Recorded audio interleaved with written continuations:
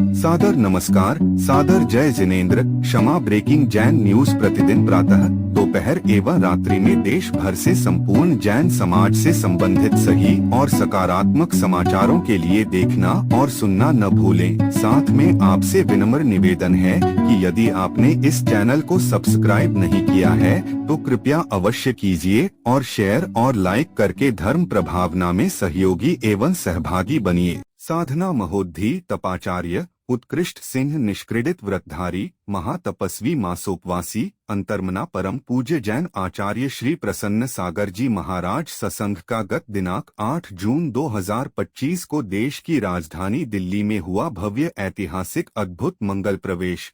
इस ऐतिहासिक अवसर पर दिए गए उद्बोधन में परम पूज्य जैन आचार्य श्री ने इस बात पर अफसोस जताया कि जितने खुले मंच से हरिद्वार में बाबा स्वामी रामदेव जी ने इस दिगंबर जैन साधु की तपस्या की प्रशंसा की और कहा कि सनातन परंपरा में सबसे शुद्धतम परंपरा है तो जैन साधु की परंपरा है। इससे शुद्धतम परंपरा दूसरी कोई हो ही नहीं सकती। पूज्य आचार्य श्री ने कहा कि अजैन साधुओं ने दिगंबर जैन गुरुओं साधुओं की तपस्या को समझा है, पर इतनी बड़ी तपस्या साधना होने के बाद भी एक भी दिगंबर साधु का मुंह नहीं खुला कि इतनी बड़ी साधना हमारे दिगंबर जैन साधुओं में कोई करने वाला साधु भी है।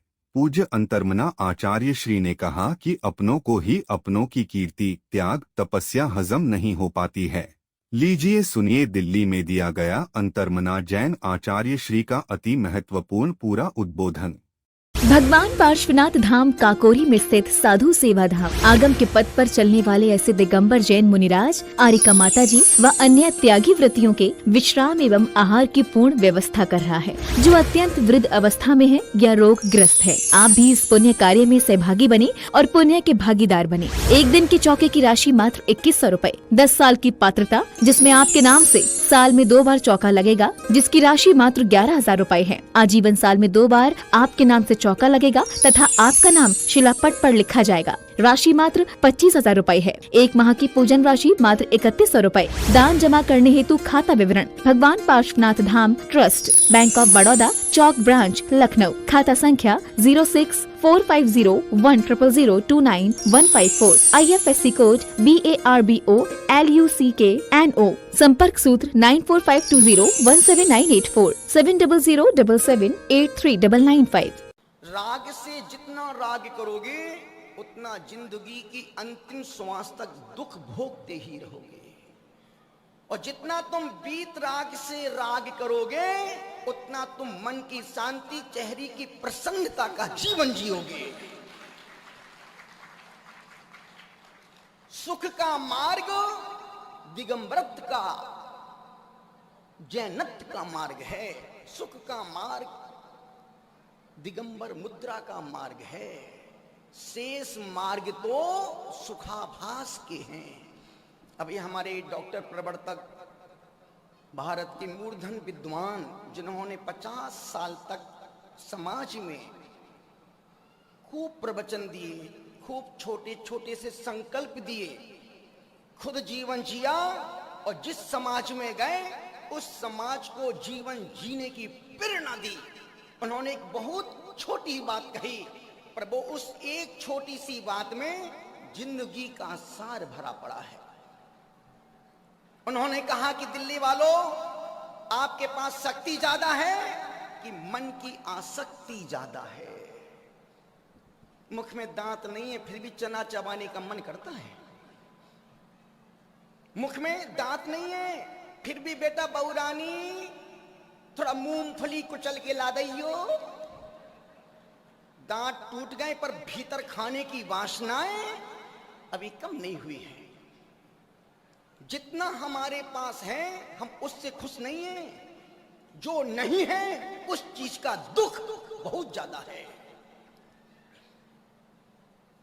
रत्तो बंधति कम्मम मुंचति जीवो विराग संपन्नो। यदि बच्चे के सामने सोने की अंगूठी रख दो और कैडबरी चॉकलेट 200 ग्राम की, बच्चा किसको उठाएगा? ओके। वही 2 चीजें बच्चे के पिता के सामने रख दो, बच्चे का बाप किसको उठाएगा? ओके। फंसना तुमको ही है।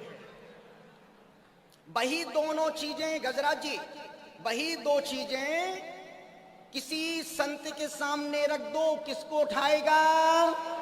हाथ भी नहीं लगाएगा और वो आगे निकल जाएगा। और वही दो चीजें किसी भिखारी के सामने रखो, भिखारी किसको उठाएगा? आपको बहुत अनुभव भिखारियों का। इतना सा निवेदन कर रहा हूं मित्रों, जिंदगी में कुछ भी हो जाए, जिंदगी में कुछ भी हो जाए, एक मुझे पता है ट्रक अनाज के बोरों से भरा लदा जा रहा था। आप तक मेरी आवाज पहुंच रही है?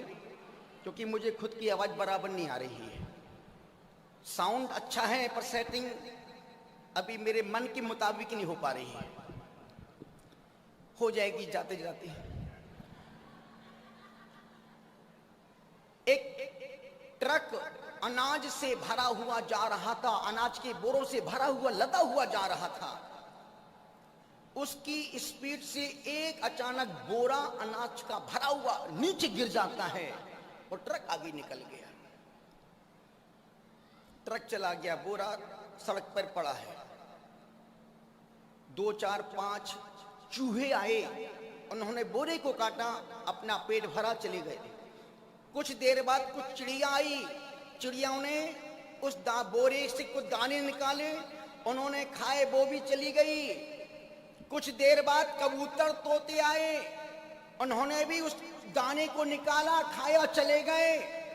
कुछ देर बाद एक आदमी आया, उसने पूरा बोरा उठाया, पीठ पे रखा, और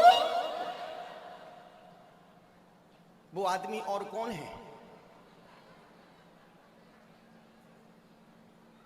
वो आदमी इसी सभा में बैठा है। निमित कितना ही जोड़ लो बाबू, छोड़ के ही मरना है। अब घरों का हाल तो ऐसा हो गया है, बच्चे दादू दादू को ना मिलते हैं, ना बुलाते हैं, ना पुकारते हैं। अब तो कुत्ता ही स्वागत करता है, वो कुत्ता ही सियोप करके आता है। घर का हाल, घर में बड़े बुजुर्ग कहां पोता पोती बैठते हैं, बगल में कुत्ता बैठता है, कुतिया सोती है। निवेदन कर रहा हूं, अनुरोध आपसे कर रहा हूं, जो तुम अभी तक कर रहे हो ये धर्म नहीं है। जो कर रहे हो वो धर्म नहीं है, वो सिर्फ एक टाइम पास मूंगफली है। पूरे संघ के एक एक चेहरे को देखना, यहां साध्वियों को देखो, जितने खुले मंच से रामदेव बाबा ने, स्वामी रामदेव जी ने जितने खुले मंच से इस दिगंबर की तपस्या की प्रशंसा की, और उन्होंने कहा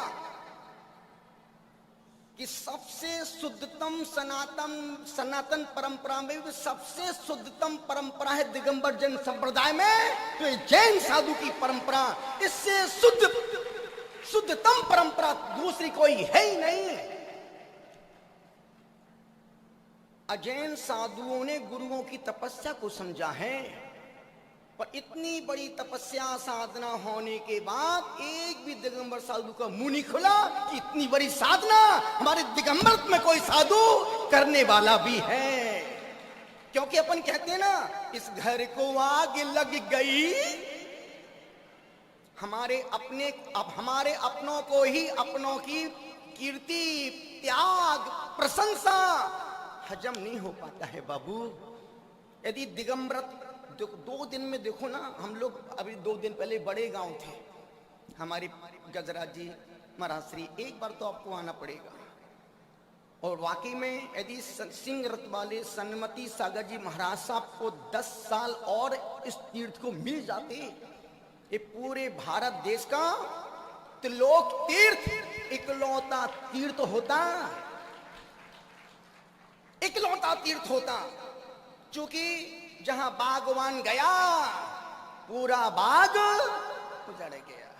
वो तो गुरुदेव के माली अच्छे मिल गए, गुरुदेव को माली अच्छे मिल गए, अन्यथा वो पूरा त्रिलोक तीर्थ पूरा ऐसा उजड़ जाता जैसे ना कोई उमंग है, ना कोई तरंग है, तीर्थ तो होता, पर तीर्थ में यात्री जाने वाले सोचो 15-16 मंजिल तक ऊपर गए। क्या मैनेजमेंट, क्या व्यवस्था, क्या रख रखाव, क्या सफाई। अन्यथा बच्चे पैदा करना सरल है, पर उनकी परवरिश करना बहुत कठिन काम है। तीर्थ बनाना सरल है, पर उनका संरक्षण करना बहुत कठिन काम है। निवेदन कर रहे थे साधु, 2 दिन का हमारा 2700 किलोमीटर चलकर के आए, उतनी थकान नहीं लगी जितनी थकान बड़े गांव से दिल्ली आने में लग गई। दिल्ली वालों की गर्मी, यूं पसीना देखो यूं लह रहा है। ये हमारा पसीना नहीं निकल रहा है, दिल्ली वालों की गर्मी का पसीना निकल रहा है। रत्तो बंधति कम्मम मुंचति जीवो विराग संपन्नो। आचार्य महाराज ने, कुंदकुंद स्वामी ने कहा है कि वो जो बोरा आदमी उठा के लेके जा रहा है, शरीर में शक्ति नहीं है पर मन में आसक्ति। तुम्हारे पास एक छोटा सा प्रसंग मुझे फिर से याद आ रहा, अपने आप को टटोलना। एक व्यक्ति मंदिर के बाहर बैठ के भीख मांग रहा था। संत का प्रवचन समाप्त हुआ।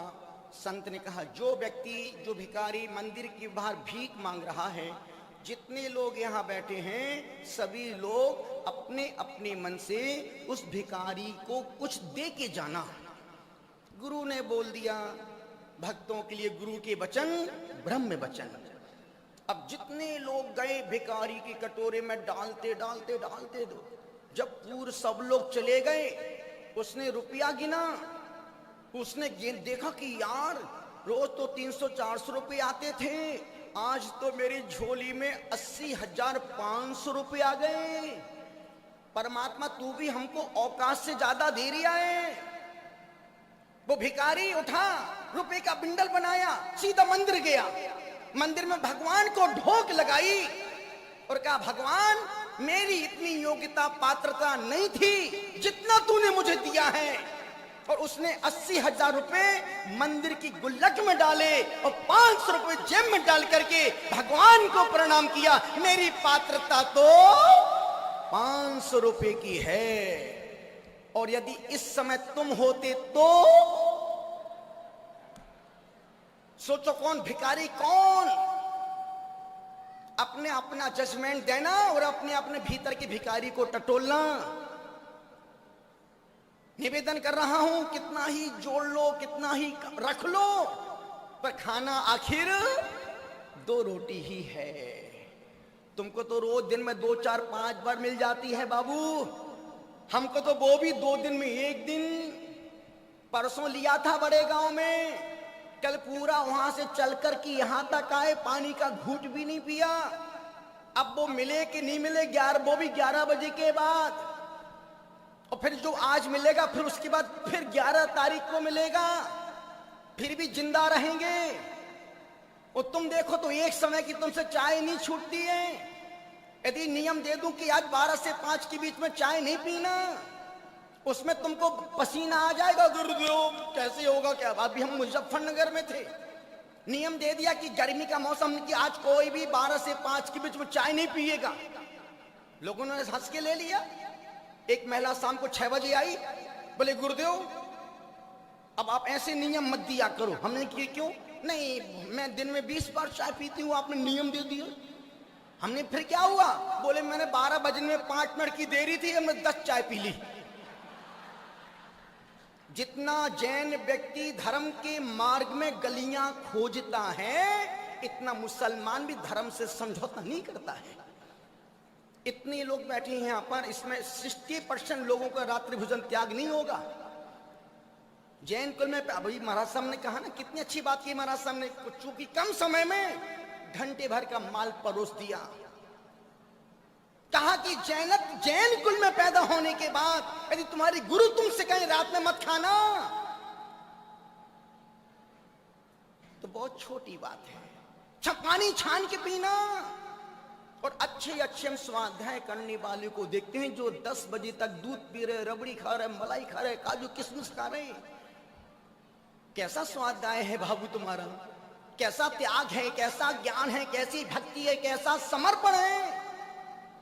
निवेदन अनुरोध कर रहा हूं, बहुत बेचैनी है मन में, बहुत बेचैनी है मन के अंदर, बहुत बेचैनी है मन के अंदर, जूझ रहा है मन अनेक प्रश्नों के, ना उत्तर है ना उन प्रश्नों का कोई अंत है, सिर्फ मन जूझ रहा है।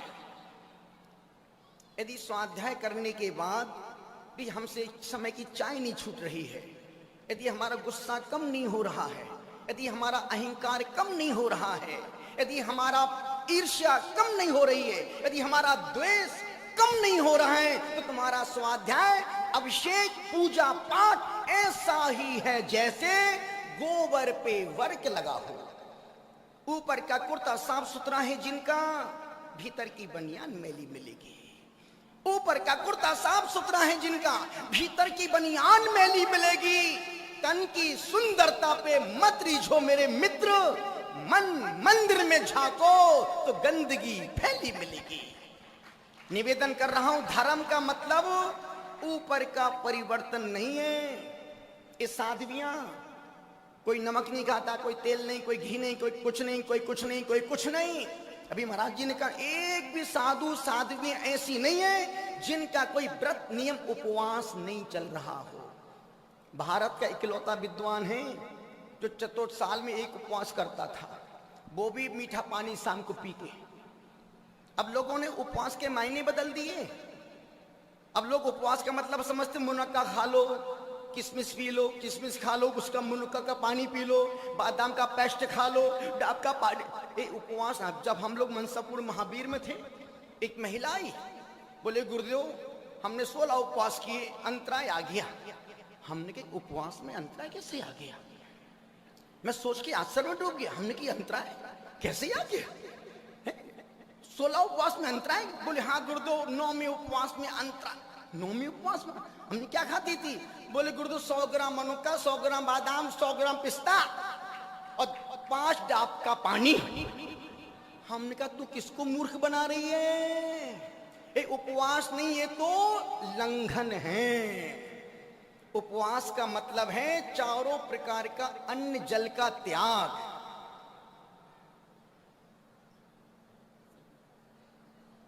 उपवास का मतलब चारों प्रकार उत्कृष्ट उपवास, चारों प्रकार के अन्न जल का त्याग, उत्कृष्ट उपवास 100% नंबर। यदि आपने उपवास में जल ग्रहण कर लिया, आपके 10 नंबर कट गए। यदि आपने डाब का पानी उपवास में पी लिया, आपके 20 नंबर गए। यदि आपने उपवास में मीठा पानी उकाली पी ली, आपके 30 नंबर गए। बचे कितने? 70। पास तो गधे भी हो जाते हैं। सिर्फ पास होना बहुत बड़ी बात नहीं है, पास तो गधे भी हो जाते हैं। तपस्वी सम्राट ने जब संकल्प दिया, बोले बेटा कभी भी उपवास के साथ खिलवाड़ मत करना। जब कोई लंबे उपवास करना हो तो जल की छूट रखना। और जब मैं संत शिरोमणि गुरुदेव श्री विद्यासागर जी महाराज साहब के पास सिद्धवर कूट गया, चतुर्मास किया, पुष्पगिरी गुरुदेव से आशीर्वाद लिया, गुरुदेव हम बड़ी तपस्या करने के लिए जा रहे हैं। बोले ठीक है बेटा, खूब खूब आशीर्वाद। वहां से सीधे सिद्धवर कूट पहुंचे। संत शिरोमणि, गर्मी का जनवरी दिसंबर 25 दिसंबर का दिन था। गुरुदेव पूरे संघ सहित अंदर बैठे थे, बड़े भारी पार्टी पर। जाके प्रणाम किया, पूरे 20-22 साधु सब नीचे बैठे थे। मेरा पाटा आसन लगा था। गुरुदेव आचार्य सिंह का बैठो, हम जमीन पे जाके बैठ गए। बोले आचार्य हम बोले गुरुदेव आपके सामने क्या आसन क्या पाटा?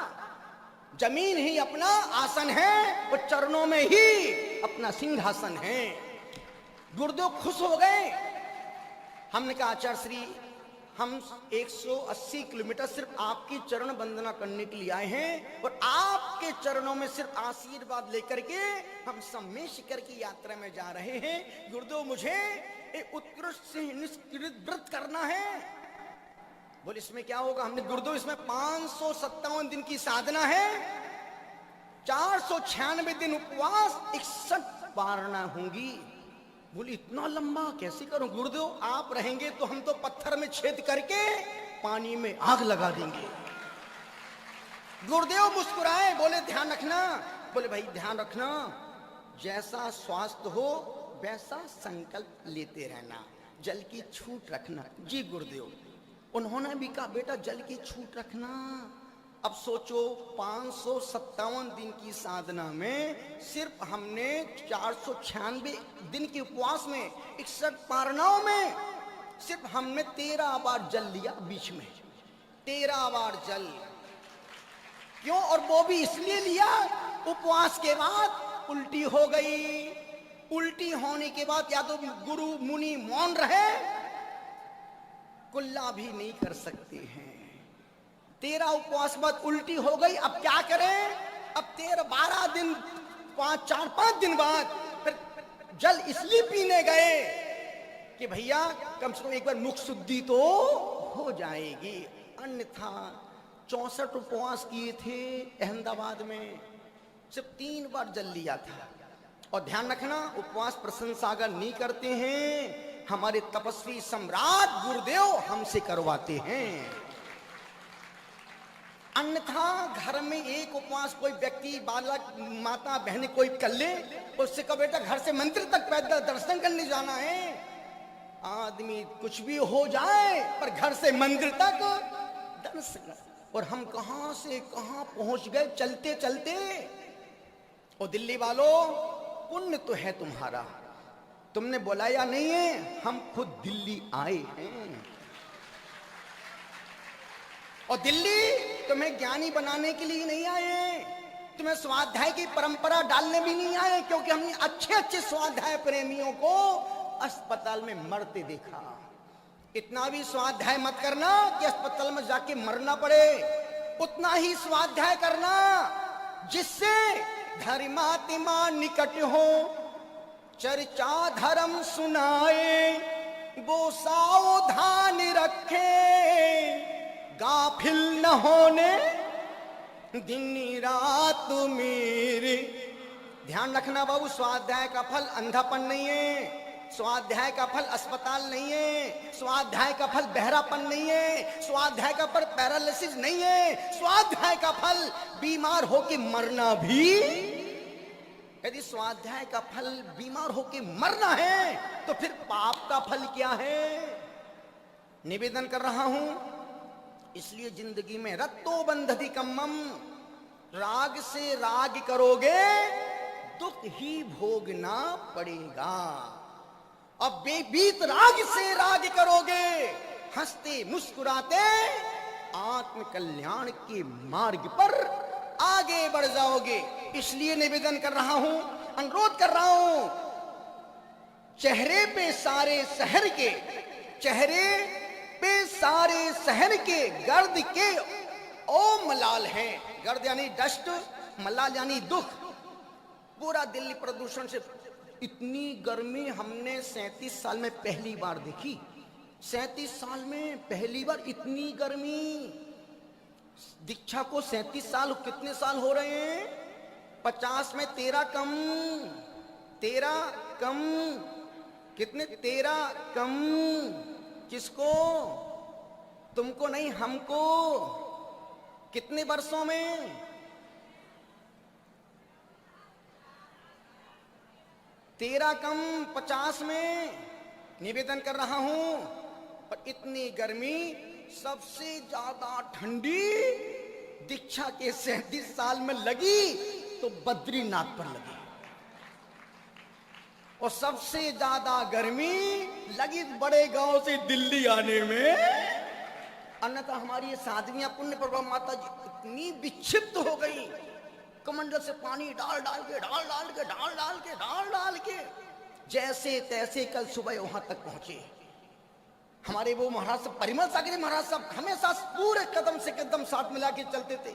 एक नीचे देखो सड़क तप रही है, ऊपर देखो सूरज देवता तप रहे हैं, और बीच में हमको तपा रहे हैं।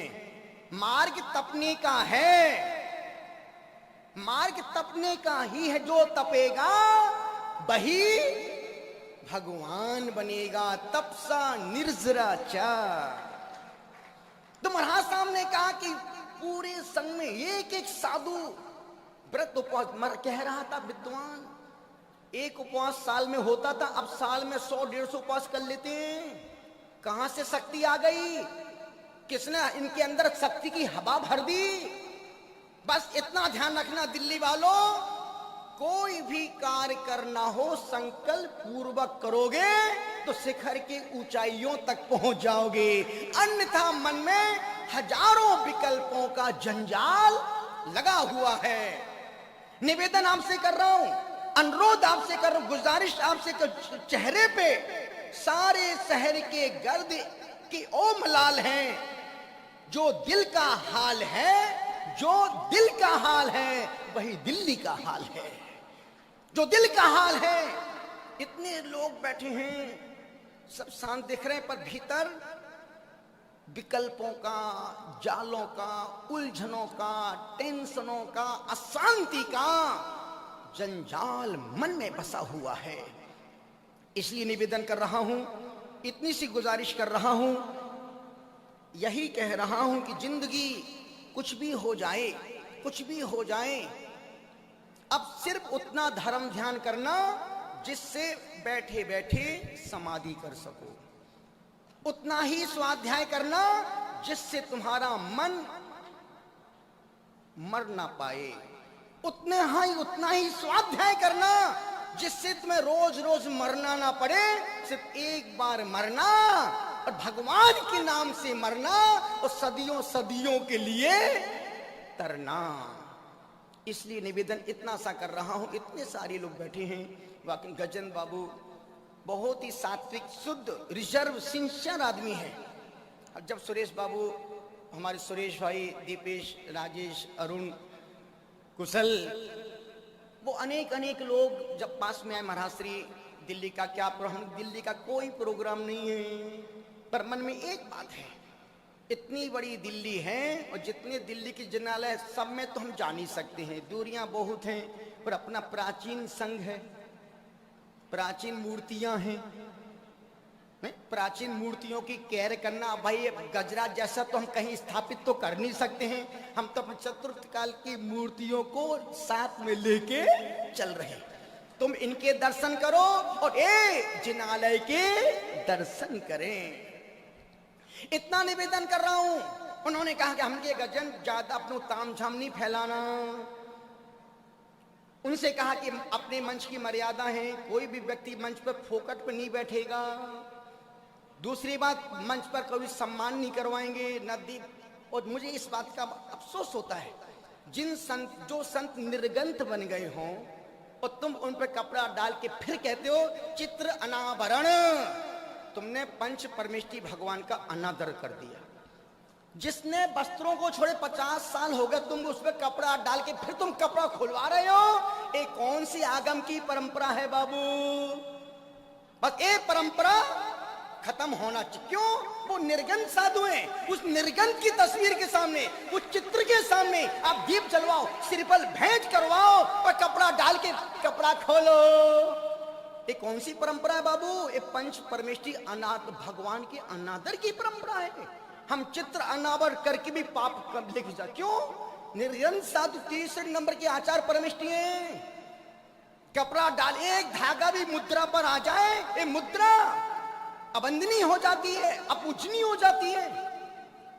निवेदन कर रहा हूं, पैसे कमाने के हजारों मार्ग हैं, पर चित्र पर आवरण डाल के पैसा कमाना अच्छे धर्मात्मा के लक्षण नहीं है। निवेदन कर रहा हूं, बहुत से लोग महाराज जी आहार आहार आहार, अभी भैया जी ने बहुत अच्छी बात कही। वाकई में दिल्ली हम 1 रुपए का खर्चा करना नहीं चाहते, बिल्कुल सहजता के साथ, ना कोई बड़े पंडाल, ना कोई बड़ा तामझाम, कुछ नहीं। जो सहजता से होगी वो प्रभावना तुम्हारे चेतना को परिवर्तन करने में कारण बनेगी। और जहां तुमने तामझाम फैलाया, लोगों का अहंकार मंच पे दिखेगा, माला पहनाते हुए दिखेगा, फलाने चंजे ने आज इसका लाभ प्राप्त किया है। मैं इसका विरोधी नहीं हूं, होना चाहिए, पर आए पब्लिक सिर्फ गुरु को सुनने के लिए आती है, धर्म को जानने के लिए आती है, ना कि घर से 3 घंटे यहां तक टाइम पास करने के लिए ये लोग नहीं आते हैं। इसलिए हम एक एक समय का हम मंच का उपयोग करना चाहते हैं। और सबसे अच्छी बात गर्जन से जो कहा, बोले गुरुदेव जो आप वाकई में जितना जैसा कहा, जो 1 घंटे का कार्यक्रम था उसको फटाफट 10 मिनट में फटा पूरा करके, गुरुदेव भैया जी आप मन संभालो। क्यों? इतनी गर्मी में कोई व्यक्ति ज्यादा बैठना पसंद नहीं करता है।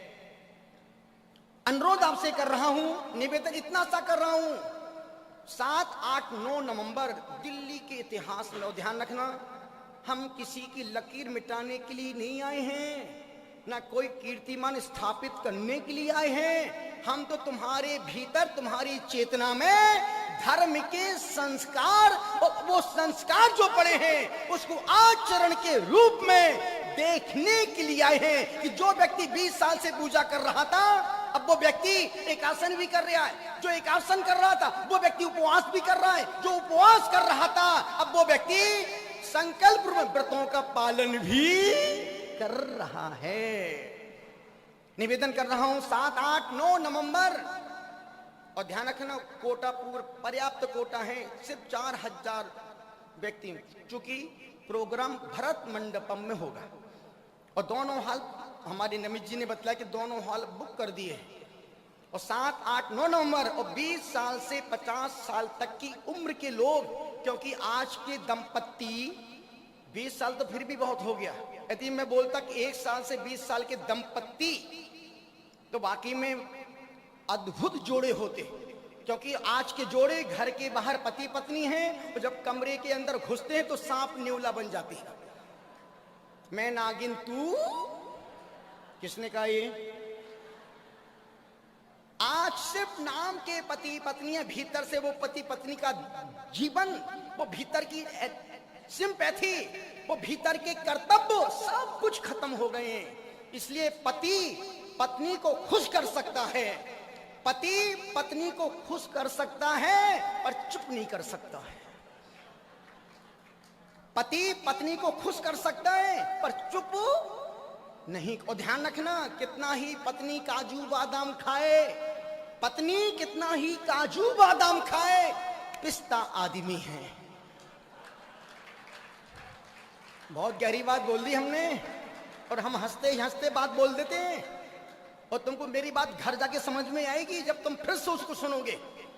निवेदन कर रहा था संघ के आहार देने की कुछ बातें। जब हम लोग सोनागिर में थे, शंखनाद किया, 2-3 जोड़े मेरे पास आए। महाराज श्री मेरी बेटी मान रही है, मेरी बेटी मान नहीं रही है, वो किसी सिंधी लड़के से शादी करना चाहती है। एक माँ बाप आए, बोले महाराज श्री मेरा बेटा पंजाबी लड़की से प्यार करता। हमने सोचा यार महाराज जी, हमने अब संघ में डिस्कस की, मंथन किया हमने कि महाराज से अपने एक संघ का नियम बनाओ, जिन घरों में नॉन वेज लड़की होगी, जैन परिवार में, जिन घरों में नॉन वेज परिवार की लड़की होगी, चाहे सिंधी हो, पंजाबी हो, बंगाली हो, आसामी हो, उस परिवार से कोई संघ का साधु वहां नहीं लेगा। एक बात। दूसरी बात, हमें अग्रवाल जैन से कोई तकलीफ नहीं है, श्वेतांबर जैन से कोई तकलीफ नहीं है, सरागवी जैन से कोई, जहां नॉन वेज परिवार के यदि कोई बहू हमारे घर में आई है, प्लीज वो परिवार ना चौका लगाए, ना संघ को आहार देने के लिए आए। दूसरी बात, जो लोग हमको आहार देना चाहते, मैं किसी से आहार लेना चाहता नहीं, मुझे 2 लोग देने वाले पर्याप्त है, क्योंकि मेरे नियम थोड़ा कड़क है। क्योंकि भैया अभी भैया जी बोले चतुर्थ काल के खजार साधु और पंचम काल के, अपन बहुत छोटे साधु, पर साधना में पूरे ईमानदार है। धर्म से साधना से कभी समझौता नहीं करेंगे। धर्म और साथ कभी समझौता नहीं करते। फिर कोई चंद, कोई लाल, कोई पाल, कोई कुमार हो, हमको कोई मतलब नहीं है।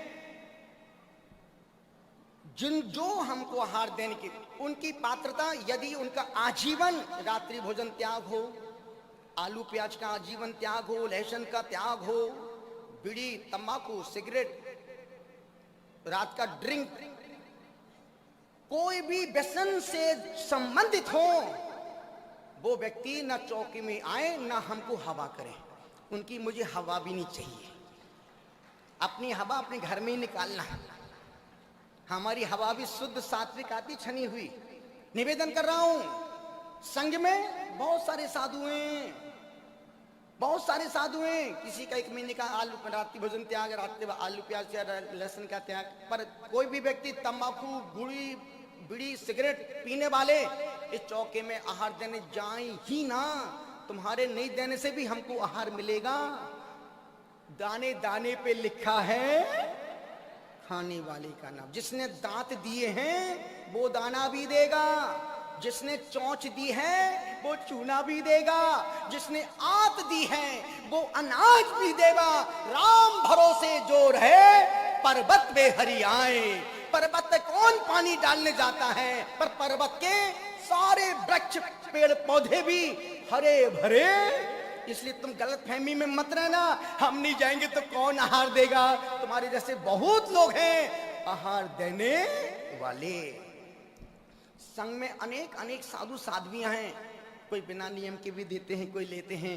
पर जो साधु जो नियम लेके दें, आप उस योग की पात्रता हो तो ही आना, अन्यथा दूर आहार देख करके बाहर के बाहर। और जिंदगी में यदि जैन कुल मिला है तो 7 पुण्य करके मरना, 7 पुण्य करके मरना दिल्ली वालों। अन्यथा अन्यथा सुनने के बाद अन्यथा पहला पुण्य जीते जी एक बार सम्मित शिखर की वंदना करके आ जाना। अभी मत जाओ, बैठ जाओ, अभी बैठ जाओ भाई। मरने से पहले हमारे पवन जी गोधा, इस मामले में इस बंदे ने खूब पुण्य कमाया, खूब पुण्य कमाया और हजारों हजारों लोगों को सम्मित शिखर की यात्रा करवाने में महत्वपूर्ण भूमिका निभाई। तो जिंदगी में पहला पुण्य जीते जी मरने से एक दिन पहले सम्मेद शिखर की यात्रा करके आना। दूसरा पुण्य जीवन में मरने से एक दिन पहले अयोध्या के दर्शन जरूर करने जाना। तीसरा पुण्य जिससे अपने डिसीजन पावर को, अपने मनोबल को, अपने हिम्मत को जीवंत रखना हो, एक बार गोमतेश्वर बाहुबली के चरणों में भोग लगाने जाना।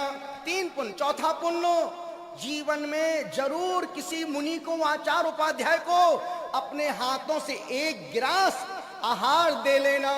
5वां पुण्य जिंदगी में किसी श्रावक को, किसी त्यागी वृत्ति को मुनि दीक्षा लेते अपनी नंगी आंखों से देखना।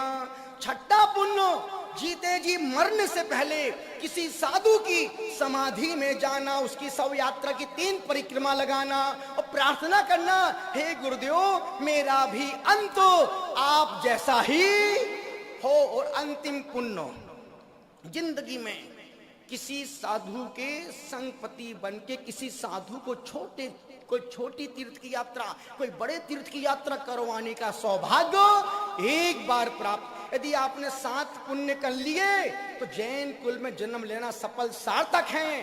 अन्यथा 100 किलो का पत्थर पीठ पे बांधो और समुद्र में जाके कूद जाओ।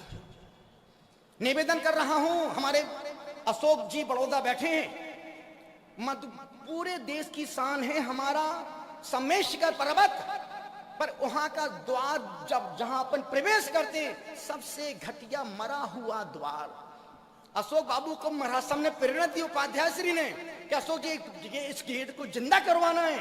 बोले गुरुदेव जो आपकी आज्ञा। और बाकी आज वो गेट पूरी यौवन पे दहलीज पर खड़ा हो गया है। आने वाले 2-3 महीने में इतना भव्यतम द्वार श्वासत तीर्थराज सम्मेद शिखर का, उसका श्रेय यदि जाता है तो हमारे अशोक भाई बड़ौदा के, अशोक जी बैठे हैं क्या,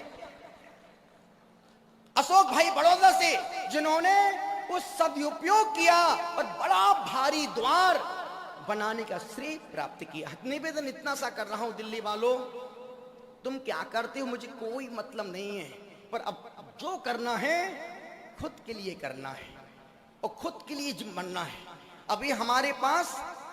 अभी हमारा समय अपनों के लिए जाता है, पर हम जितना समय हमने अपनों को दिया है, यदि उसका 10% समय अपने लिए निकाला होता तो तुम मन से अशांत न होते, न चेहरे की प्रसन्नता तुम्हारी खत्म होती। इसलिए छोटा सा से शुरुआत हो रही है, छोटा सा संकेनाथ, इतने सारे लोग बैठे हैं, ऐसा कौन व्यक्ति है जो भोजन करने के पहले 9 बार नमोकार मंत्र पढ़ता है? बस, हे भगवान, ये तो पूरा भक्तम पर पाठ करके भोजन करती है। बैठ जा नीचे भारत माता। अब एक छोटा सा नियम, जब गुरुदो ध्यान रखना, भोजन औषधि है, भूख बीमारी है। और तुम चाहते हो कि तुमको बीमार होके मरना कि ठीक होके जीना है? बाबू बोलना बहुत सरल पर जीना बहुत कठिन काम है। छोटा सा एक नियम, 2 नियम लेना है। पहला नियम, हम जब भी भोजन करेंगे 9 बार नमोकार मंत्र पढ़ के भोजन करेंगे। इतना काम कर सकते हो क्या?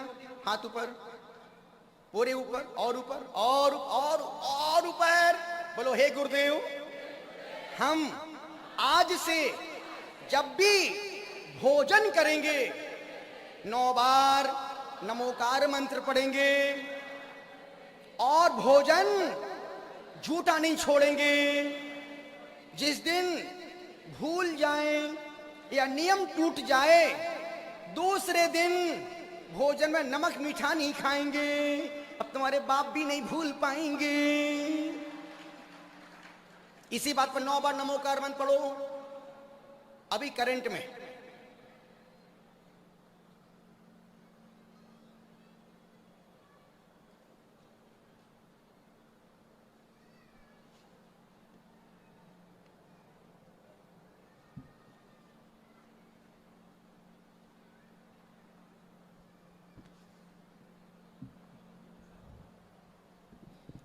हाथ जोड़े, बोलो, हे गुरुदेव, हम चतुर्विध संघ के सानिध्य में जो आपने भोजन को औषधि बनाने का मंत्र बतलाया है, उस मंत्र का हम होश पूर्वक पालन करेंगे।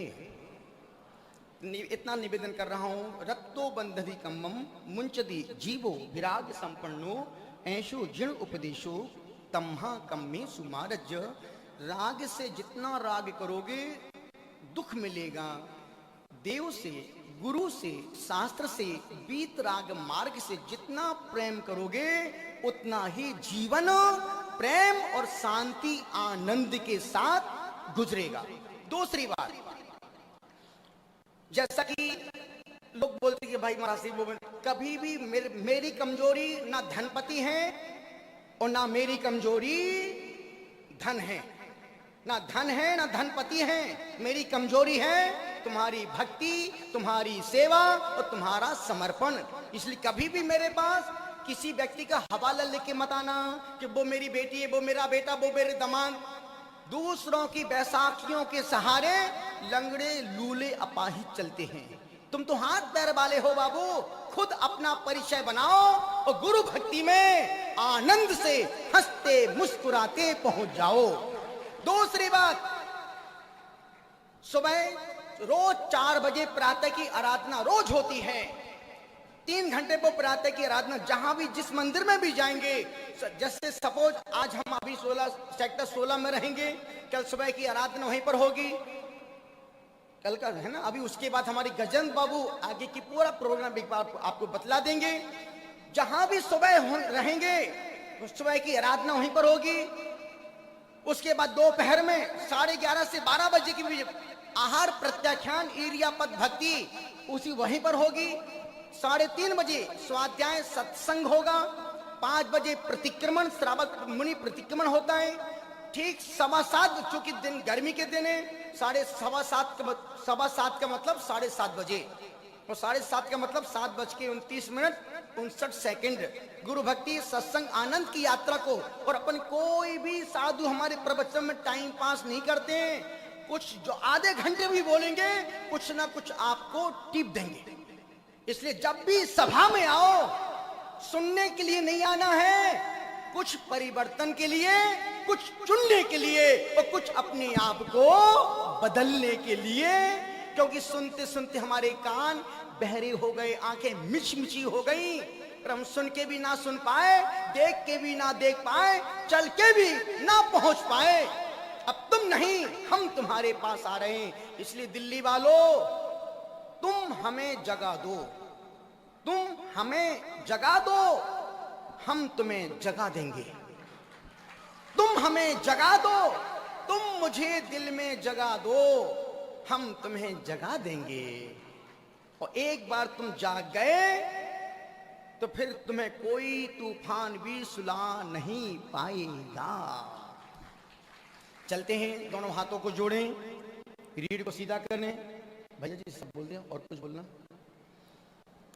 7, 8, 9 तारीख वाले भी बोल दिया। 27 तारीख को सुबह 7:45 से 7:55 के बीच में 10 लोग होंगे तो भी मंगल प्रवेश तरुण सागरम में होगा, और 10,000 भी होंगे तो भी प्रवेश समय मुहूर्त से ही होगा। ये चतुर्मास दिल्ली में नहीं हो रहा है, ये चतुर्मास हमारा उत्तर प्रदेश के तरुण सागरम तीर्थ में हो रहा है। दोनों हाथ जोड़ें, बैठे बैठे बोले, जिन वाणी के ज्ञान से सूझे लोकालोक, सो वाणी मस्तक नमो सदा देत हूँ ठोक। हे जिन वाणी भारती तोय जपो दिन रैन, जो तेरा शरणा गहे सो पावे सुख चैन। 9 बार नमो का। Kshama breaking Jain news YouTube channel पर विज्ञापन देकर धर्म प्रभावना में बने सहभागी। विज्ञापन देने हेतु संपर्क कीजिए मोबाइल नंबर 9026900740 एवं समाचार एवं वीडियो भेजने हेतु WhatsApp number 9335236222। Kshama breaking Jain news YouTube channel देखने के लिए आपको बहुत बहुत धन्यवाद। सादर प्रणाम, सादर जय जिनेंद्र।